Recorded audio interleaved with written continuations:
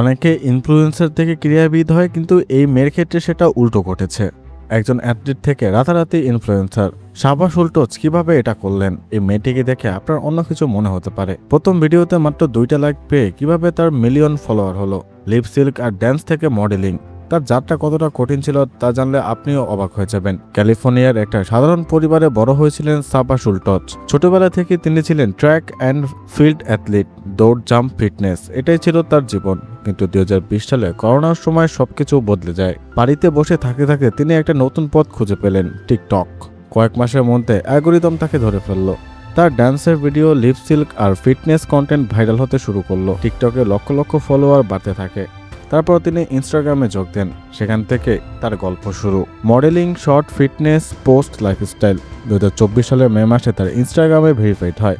আজ 2026 সালে তার টিকটকে 4.7 মিলিয়নের বেশি ফলোয়ার রয়েছে।